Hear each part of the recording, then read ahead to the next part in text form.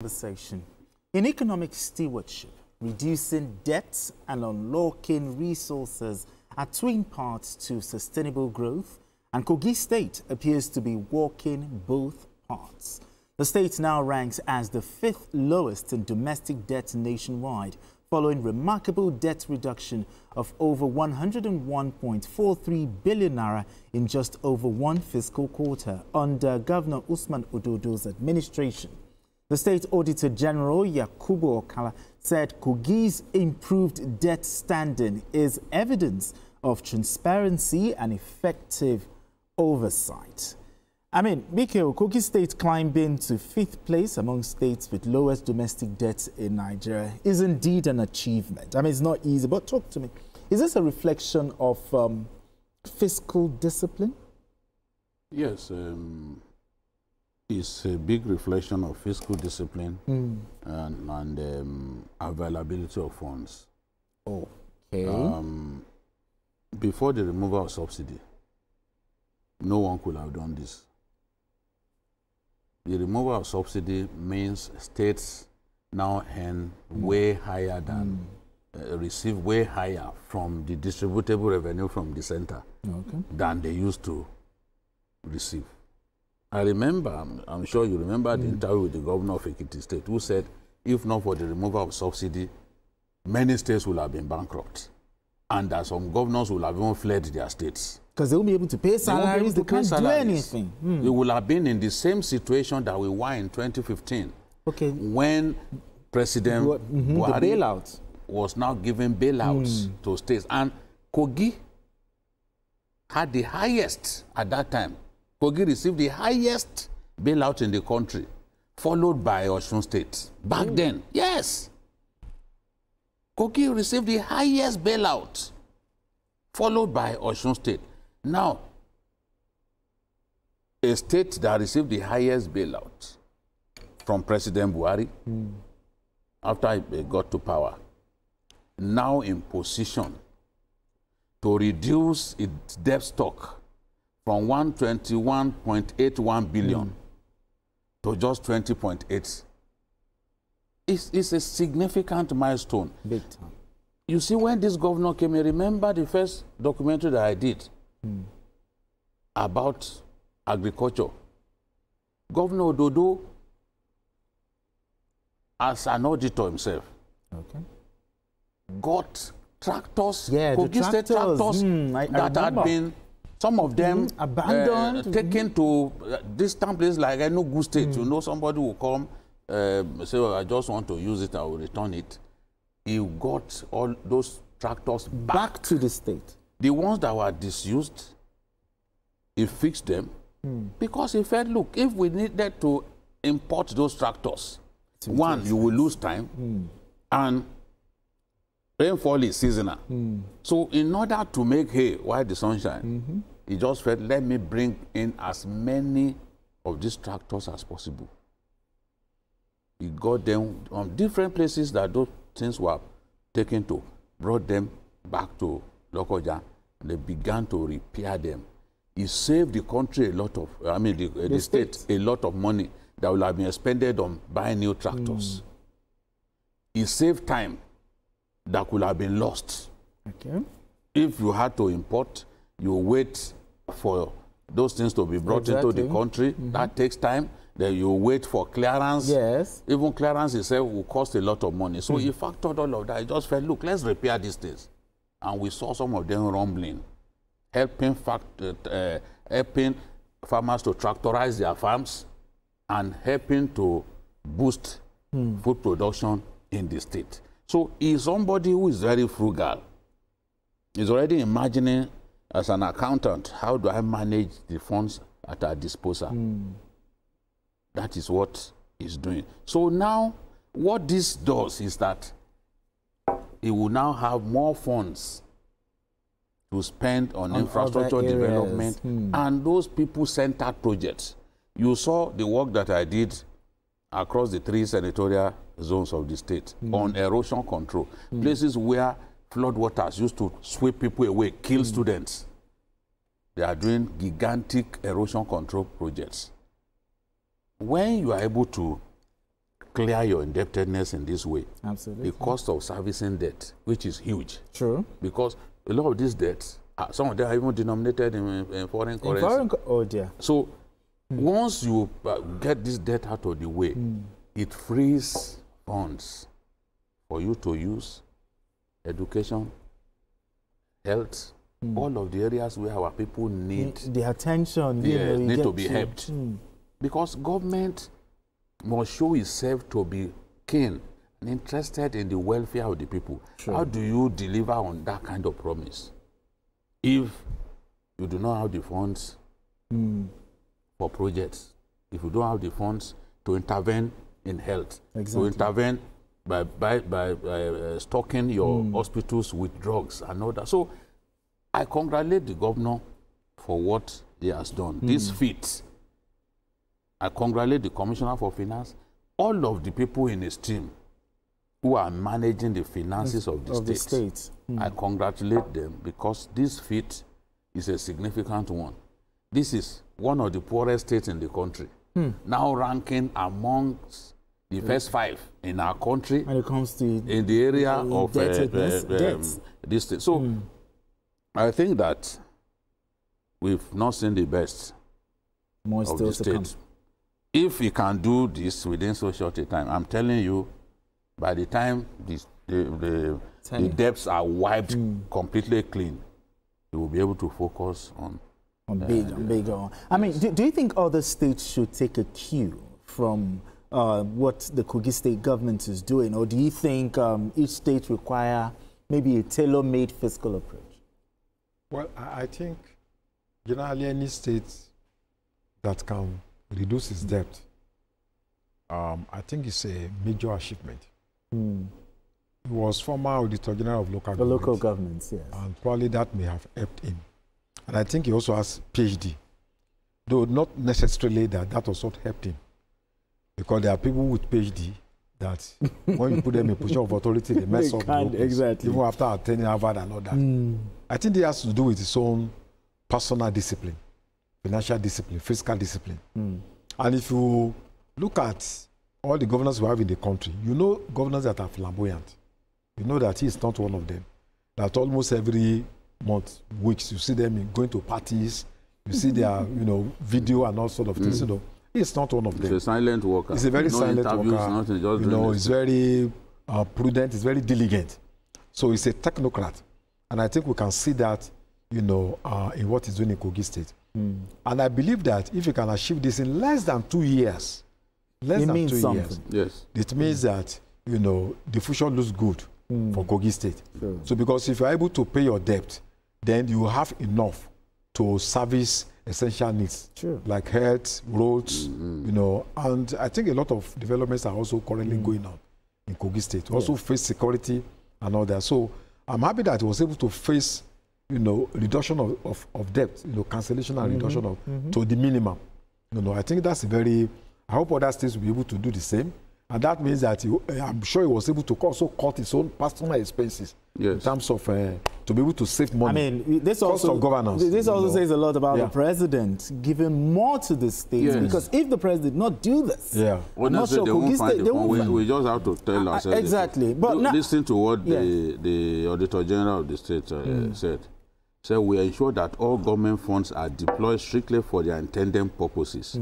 His Excellency's accounting background has brought a culture of accountability and efficiency to every level of government.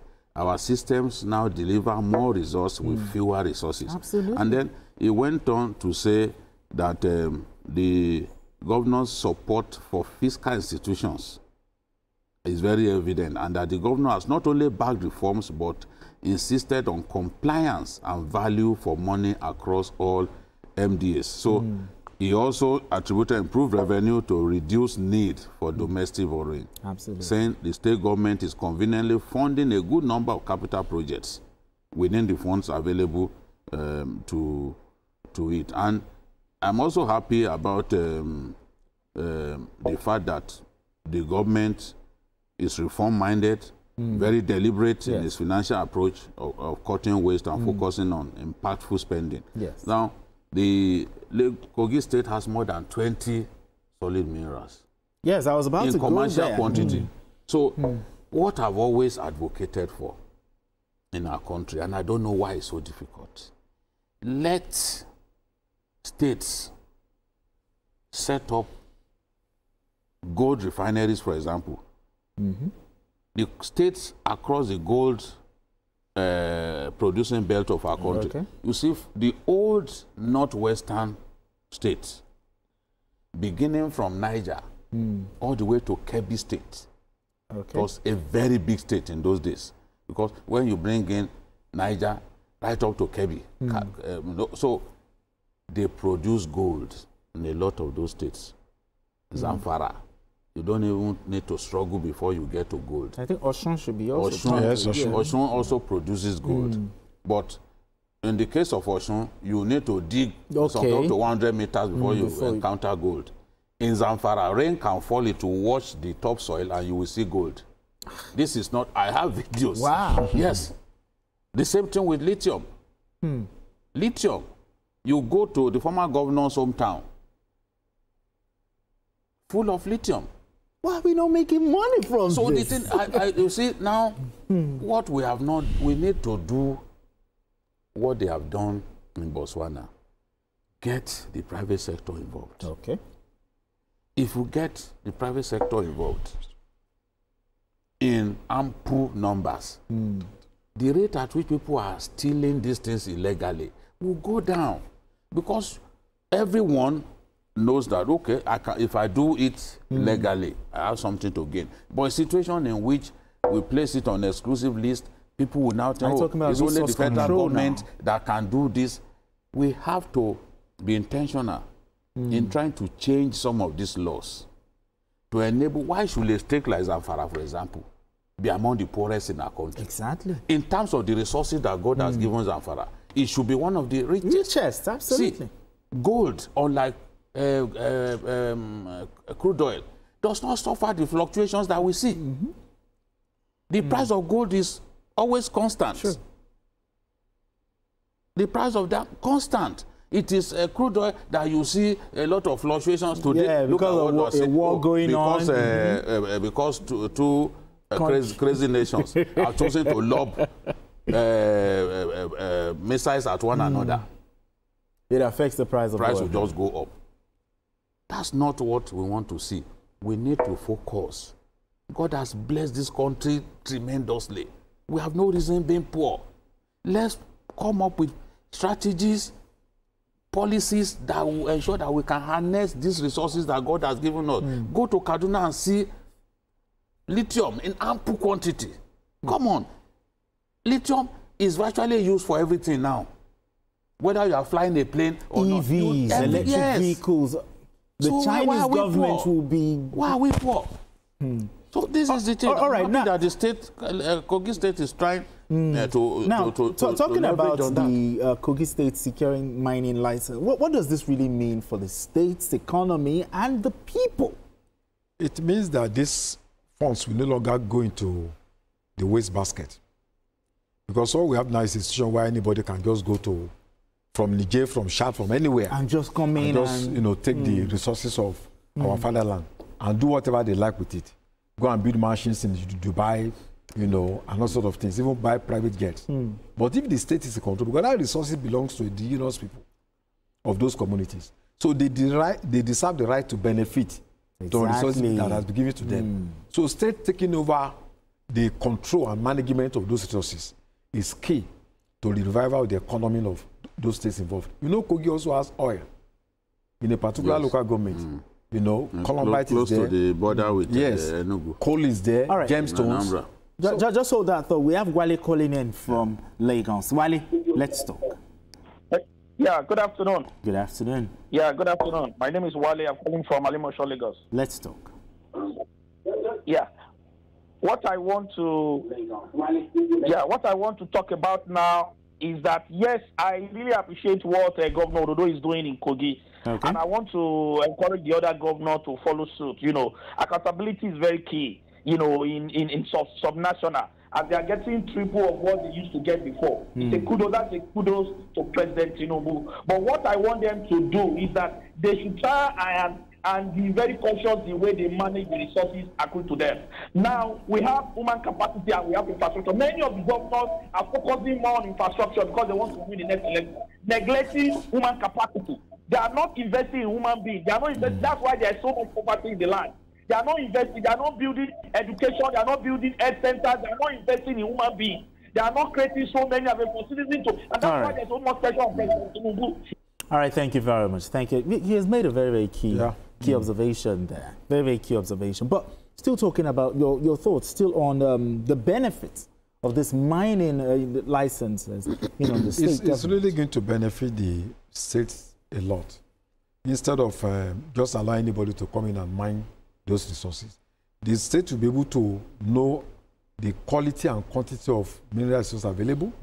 The state will be able to take control of the marketing mechanism. And then what resources coming, the state will be in a position to take possession. Now, will there be guarantees that the locals will be prioritized when it comes to the skills and the hiring, so that you don't bring others, outsiders, to come and... These are some of the things that we should work out. The indigents must benefit from. You know, what they do now is they just hire some few individuals, give them a few money, come and dig for me another. That's not what we want. You need to see we want the a pool of resources devastation, where everybody can benefit. especially in Okun land, in Yagba area, for example. You need to see how illegal miners are digging up everywhere, destroying the landscape. So there should be safeguards in place. And it gives room for terrorist organizations who can come to these areas to mine resources, to fund their... No, that's why bandits are now all over the place, because bandits are involved. Some of the illegal miners are even hiring bandits to protect them. This is what we are going through in Kogi now.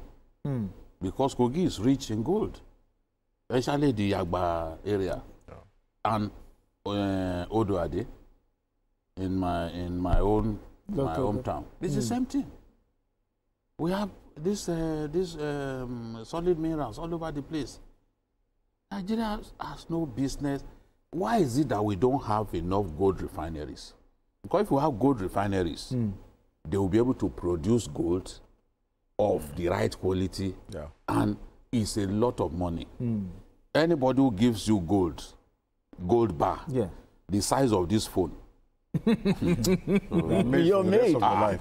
You're made. We went to Ruben and I, another journalist. We went to Osun State to see the first refinery, the gold refinery. When they brought out that big bar of gold, Ruben now made like he wanted to put it in his pocket.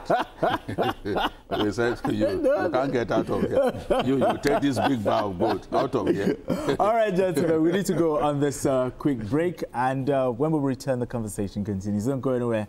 Still, journalists hang out.